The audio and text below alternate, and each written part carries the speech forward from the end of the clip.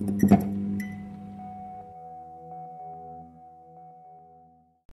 Dr. Pratap Naikwade. Welcome you all for online 1-week interdisciplinary certificate course in Basics of Organic Farming conducted by IQSC and Department of Botany, Artlesa Preparatory College, Devrupur.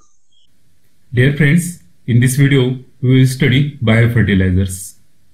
In this video lecture we will see types of biofertilizers, importance of biofertilizers, application as well as benefits of biofertilizers. Biofertilizers are substances that contain microorganisms, which when added to the soil increase its fertility and promotes plant growth. Biofertilizers are organisms that enrich the nutrient quality of soil. Biofertilizers comprises living organisms which include mycorrhizal fungi, blue-green algae and bacteria. These organisms have symbiotic relationship with plants. Dear friends, you know that it is also called as mutualism, in which both the partners derive benefits from each other. Biofertilizers will help to solve problems like increased salinity of the soil and chemical runoffs from the agricultural fields. Biofertilizers are important if we want to ensure a healthy future for the generations to come. There are different types of biofertilizers such as free-living nitrogen-fixing bacteria, free-living nitrogen-fixing cyanobacteria, they are also known as blue-green algae, loose association of nitrogen-fixing bacteria, symbiotic nitrogen-fixing bacteria, symbiotic nitrogen-fixing cyanobacteria, micropore biofertilizers, and mycorrhiza. There are so many biofertilizers used in organic farming. Now we will study some of the important biofertilizers which can be used as a component of organic farming on different crops. In that, very first and important biofertilizer is rhizobium. Rhizobia are special bacteria that can live in the soil or in root nodules formed on leguminous plants. So as you can see here, these rhizobium bacteria, they are growing inside the root nodules of the leguminous plant. Rhizobium forms a symbiotic association with legume plant, obtaining nutrients from the plant and producing nitrogen in a process called biological nitrogen fixation. These rhizobia have nitrogen fixing capacity of 450 kg nitrogen per hectare. Then the second biofertilizer is azotobacter. These are nitrogen fixing free living bacteria which can fix atmospheric nitrogen in cereal crops. Besides fixing nitrogen, they also increase germination and vigor in young plants, leading to improved crop yield. They can fix 50 to 20 kg per hectare nitrogen per year. Azotobacter species also has ability to produce antifungal compounds against many plant pathogens. Azospirillum is a gram-negative motile bacteria associated with roots of monocots. It colonizes in a variety of annual as well as perennial plants. Studies indicate that Azospirillum can increase the growth of crop like sunflower, carrot, oak, sugar beet, tomato, pepper, cotton, wheat and rice. The crop yield can increase from 5% to 30%. It is also used for vegetative crops through seed treatment, passing of iBirds, etc. Then the next group of biofertilizer is plant growth promoting rhizobacteria. Various bacteria that promote plant growth are collectively called plant growth promoting rhizobacteria, in short PGPR. They improve plant growth by colonizing the root system. Large population of bacteria established in planting material and roots become a partial sink for nutrients in the rhizosphere, thus reducing the contents of carbon and nitrogen available to stimulate spores of fungal pathogen or for subsequent colonization of the root. PGPR belongs to several genera like Actinoplanes, Azotobacter, Bacillus, Pseudomonas, Rhizobium, Streptomyces, Xanthomonas, etc. Bacillus species act as biocontrol agent because their endospores are tolerant to heat as well as desiccation. Seed treatment with Bacillus subtilis is reported to increase yield of carrot by 48%, oats by 33%, and groundnut up to 37%. These PGPR, they have two mechanisms. One, it is direct PGPR mechanism, and second, it is indirect PGPR mechanism. But with both the mechanism, they are very helpful for the plant.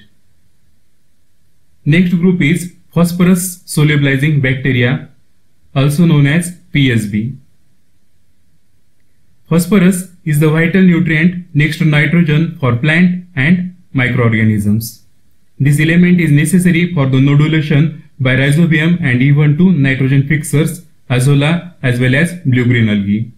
The phosphomicroorganisms, mainly bacteria and fungi, are very beneficial to the plants, and the phosphorus is made available to the plants by this PSB. PSB is mostly widely used biofertilizer in India. Most predominant phosphorus solubilizing bacteria belongs to genera Bacillus and Pseudomonas. It can increase crop yield up to 200 to 500 kg per hectare, and thus 30 to 50 kg superphosphate can be saved. This chart shows various benefits of phosphorus solubilizing bacteria, such as biocontrol of plant pathogen, production of plant growth hormones, antibiotic production, soil aggregation, support resistance to abiotic stress, and all other functions. Next group is mycorrhizal fungi. Mycorrhizae are a group of fungi which forms different structures inside or outside the root. They form symbiotic relationship with the plant root, as you can see here in this photograph.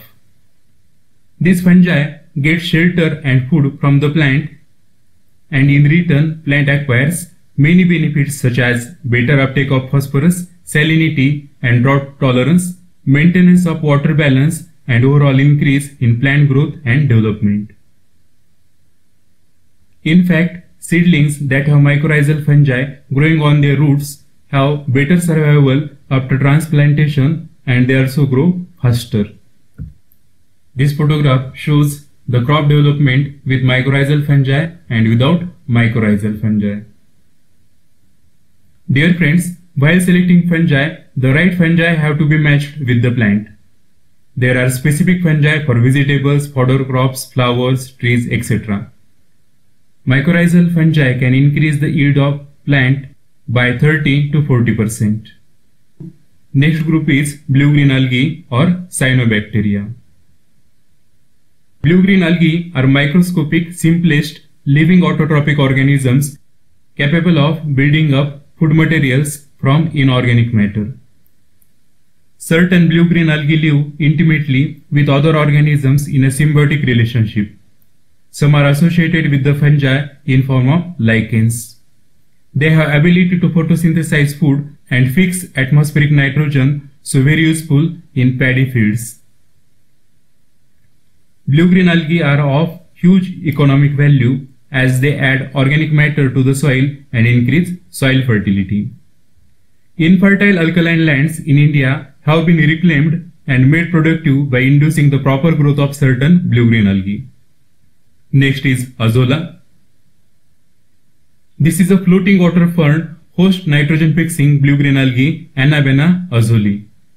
Azolla contains 3.4% of nitrogen on dry wet basis and add organic matter in soil. This biofertilizer is used for rice cultivation. Azolla can be easily grown throughout the year in India if water is not a limiting factor and climatic conditions are favorable for its growth. This fern usually forms a green mat over water, as you can see here. Azolla is readily decomposed and nitrogen is made available to the rice plants. Rice yields can be increased by 0.5 to 2 ton per hectare due to azolla application. It increases 20% increase in rice field. Now we will see applications of biofertilizers.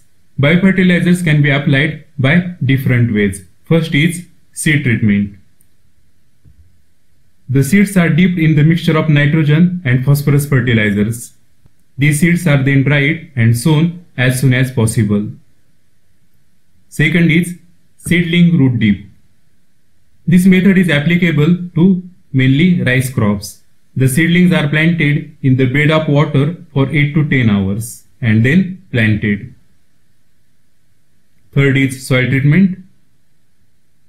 The biofertilizers along with the compost fertilizers are mixed and kept for one night. This mixture is then sprayed on the soil where the seeds have been sown. Now let us see benefits of biofertilizers. Biofertilizers increase yield from 10 to 40%. They can increase seed germination up to 20%. When treated, it improves seedling emergence and growth. Biofertilizers improve the quality of fruit and shelf life. It adds organic matter, that is humus, in the soil. When biofertilizers are applied, 25 to 30% of the inorganic fertilizers are saved. It increases availability and uptake of nitrogen and phosphorus in plants. It improves soil fertility, maintains good soil health and crop productivity. Biofertilizers are effective even under semi-arid conditions.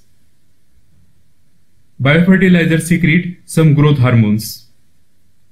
It increases immunity and disease resistance in plants. Biofertilizers induce flowering and fruiting in the crop. So, these are the benefits of biofertilizers.